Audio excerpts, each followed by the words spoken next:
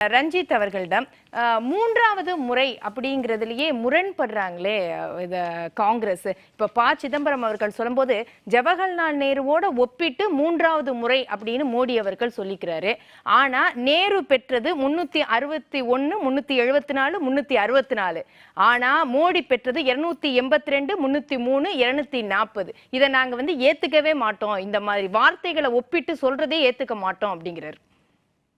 இல்ல அப்படி பார்த்தா அவங்க மக்களால் தேர்ந்தெடுக்கப்படாத அரசா இருந்த அந்த இன்டரிம் கவர்மெண்டா இருந்த அதெல்லாம் இவங்க கணக்கு எடுத்துக்கிறாங்க இல்லையா. அதிக நாள் பிரதமரா இருந்தாருன்னு சொல்லி நேருவோட புகழ சொல்லும் பொழுது இந்த 47ல இருந்து 52 வரைக்கும் இருந்த அரசாங்கத்தை இவர்கள் கணக்கில் எடுத்துக்கிறாங்க. இப்ப மக்களால் தேர்ந்தெடுக்கப்படாத ஒரு அரசு இவர்கள் கணக்கு எடுக்கும் பொழுது இது முறையா மக்களால் தேர்ந்தெடுக்கப்பட்ட அரசு தானே.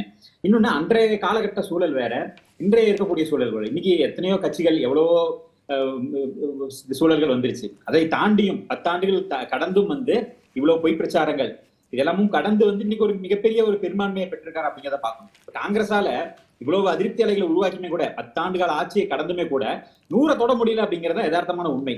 அவர்களால கூட்டணி அமைச்சுமே கூட இந்த ஆட்சியை வீட்டுக்கு அனுப்ப முடியல. இன்னொன்னு அவர்களால தனிச்சுமே 100 தாண்ட முடியல. ஒரு சீட்டு வாங்கிட்டு தான் செஞ்சுரி அடிச்சிருக்கலாம். இல்ல அதான் சொல்ல 100 கூட தொட முடியாத ஒரு சூழ்நிலை. ஒரு இண்டிபெண்டன்ட் ஜாயின் பண்ணாங்க 4 பேர். அது பின்னாடி சேர்த்தது வேற. இவர்கள் சொல்ற விலை கொடுத்து வாங்கினாங்களோ இல்ல அவரா சேர்ந்தாரோ. ஏன்னா கொடுத்து வாங்குறதா நீங்க பண்றது அதெல்லாம் காங்கிரஸ் பண்றதுல, அதெல்லாம் பொதுவா பிஜேபி பண்றதா. நான் காங்கிரஸுமே அப்பட்டமா குற்றச்சாட்டு வைக்கல. காங்கிரஸ் தான் சொல்லுவாங்க யாரும் சேர்ந்தாலும் விலை கொடுத்து வாங்கினா குதிரை பேரம் பண்ணாங்கன்னு. ஒருவேளை 99 பிடிக்காம விலை கொடுத்து வாங்கினாங்களோ இல்ல ஒருவேளை அவர்ல. ஏன்னா இதுல இன்னொன்னு இருக்குன்னா என்னன்னா அது உண்மையில காங்கிரஸ் கூட எடுத்துக்கலாம். இவருக்கு தான் இந்த கூட்டணிக்கு துரோகம் செஞ்சாங்க. மகாராஷ்டிரால சிவசேனாவுக்கு சிவசேனா அந்த சீட்டை கேட்கறாங்க. காங்கிரஸோட பேசினது சிவசேனா கேட்கறாங்க. கொடுக்குற மாதிரி கொடுத்துட்டு இண்டிபெண்டன்ட் கேண்டிடேட் போட வச்சு அவரை ஜெயிக்க வச்சு கொண்டு வந்தாங்க அப்படிங்கிறதையும் பாக்குறோம். அதனால திரும்ப அவர் காங்கிரஸ்ல சேர்றாரு அப்படிங்கிறதையும் பாக்குறோம். சோ கூட்டணிக்கே துரோகம் செய்யக்கூடிய காங்கிரஸ், அதனாலதான் அவர்களை நம்பி யாருமே வரதுக்கு தயாரால. நிதிஷ்குமார் அவர்கள் கூட அப்படி எல்லாம் பார்த்தோம்னா முன்னாடி நிறைய முன்னுதாரணம் நிறைய இருக்கு பாஜகவுக்கு. கோவால இருந்து மத்த மாநிலங்கள்ல இருந்து நம்ம எடுத்தோம்னா நிறைய முன்னுதாரணம் இருக்கு. கூட்டணிக்கு துரோகம் செய்யறது பாஜகவோட வரலாறே கிடையாது. இப்ப கூட பாத்தீங்கன்னா ஒரு மினிஸ்டர் கொடுத்திருக்காங்க. அவர் அந்த கட்சியில இப்ப எம்பிஏ இல்ல, ஆனால் கூட ராஜ்யசபா கொடுத்து அவங்களை எம்பி மினிஸ்டர் ஆக்கிருக்காங்க அப்படிங்கிறதையும் பாக்குறோம். சோ இதுதான் கூட்டணி தர்மத்தை பாஜக மதிக்கிற விதம் நமக்கு தெரியும். சரி ரஞ்சித், இதுக்கு ஒரே ஒரு கொஸ்டின் மட்டும். இப்ப அஜித் பவார் தலைமையிலான தேசியவாத காங்கிரஸ் அங்க ஒரு அதிருப்தி இருக்குதே. இல்ல அதான் சொல்றேன். அப்ப அவங்க பர்ஃபார்மன்ஸை பொறுத்துதான் இருக்கு அப்படிங்கிறத பாக்குறோம். அஜித் பவார் அவர்கள் கட்சியை பிரிச்சு கொண்டு வந்ததுமே கூட அவரால் சரியா பர்ஃபார்ம் பண்ண முடியல அப்படிங்கிறத பாக்குறோம். இப்ப மத்த கூட்டணி கட்சிகள் சரியான அவங்க அதுக்கான இது கொடுத்திருக்காங்க இந்த கூட்டணிக்கு அப்படிங்கிறதையும் பாக்குறோம். இப்ப ஜேடியூவா இருக்கட்டும் இல்ல ஒரிசால அதிகமான எம்பிகள் கிடைச்சிருக்காங்க. அதெல்லாம் ஒரு புது என்ட்ரியா உள்ள வந்திருக்கு. அப்ப அங்க அதிகமான மினிஸ்டர்கள் கொடுக்க வேண்டியதா இருக்கு. இந்த மாதிரி எல்லாத்தையுமே பேலன்ஸ் பண்ணி தான் கொண்டு போயிருக்காங்க அப்படிங்கிறதையும் பார்க்க வேண்டியதா இருக்கு. இப்ப கர்நாடகா கொடுத்திருக்காங்க, இப்ப தெலுங்கு தேசத்துக்கு கொடுத்திருக்காங்க. அவங்க இப்ப தெலுங்கு தேசமும் ஜேடியும் மிகப்பெரிய ஒரு மேஜர் பார்ட்னரா இருக்காங்க. ஆட்சி அமையறதுக்கு அவங்க ஒரு மிகப்பெரிய ஒரு காரணமா இருந்திருக்காங்க. அதை பேலன்ஸ் பண்ணி கொண்டு போயிருக்காங்க. இப்ப பீகாரை பொறுத்த அளவுக்கு இந்த இதுல ரொம்ப கஷ்டமே கிடையாது. மோடி அவர்கள் பேலன்ஸ் பண்ணி கொண்டு போயிருக்காரு அப்படிங்கறத பார்க்கணும். எந்த ஒரு சலசலப்பும் எந்த ஒரு சர்ச்சையுமே கிடையாது.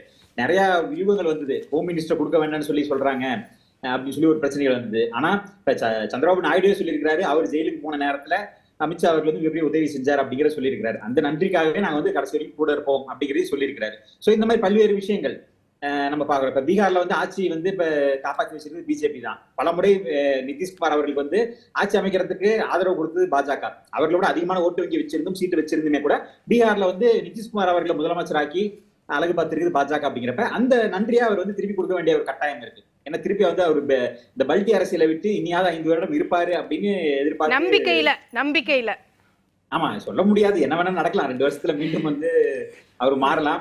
அவரு போற நேரத்துல திமுக அந்த சந்தர்ப்பத்துக்காக காத்திருக்கலாம். 22 எம்பியை கொடுத்து நாங்க தாங்கி பிடிக்கிறோம்னு சொல்லி திமுக பேர கூட்டணிக்கு போகலாம். ஏன்னா அவர்களுக்கும் அந்த எண்ணிக்கை இருக்குது. அவங்க அந்த 16 போல இவங்க இந்த 22 கொண்டு போயிட்டு சப்போர்ட் ஒண்ணு கொடுக்கலாம்.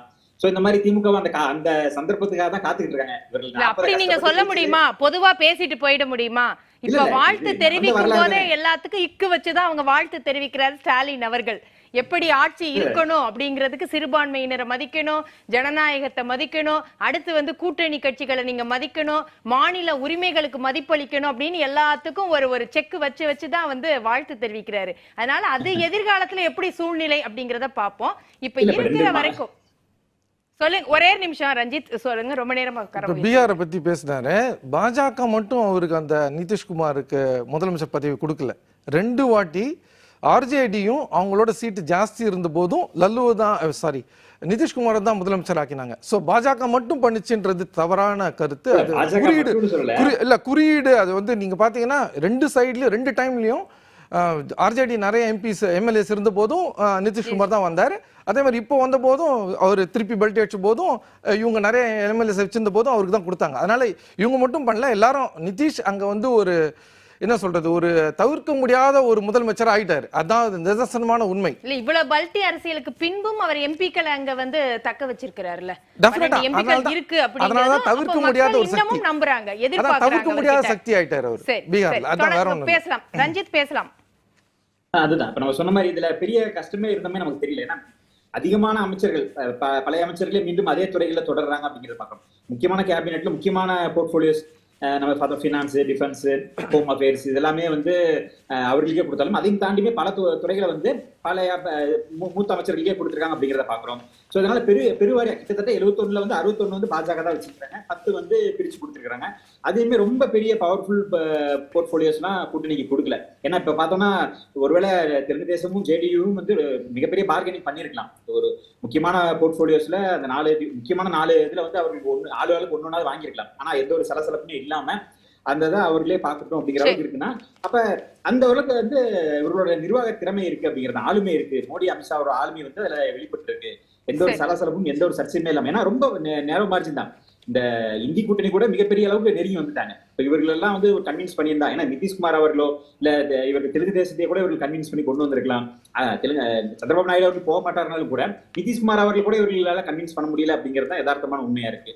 நிதிஷ்குமார் அவர்களே சொல்லிட்டாரு அடுத்த முறை இவர்கள் ஜெயிக்கவே மாட்டாங்க அப்படிங்கிற ஒரு சூழல். அப்ப அந்த அளவுக்கு வந்து இப்ப வந்து எந்த ஒரு பிரச்சனையும் இல்லாம சுமூகமா தான் போயிருக்கு. சரி.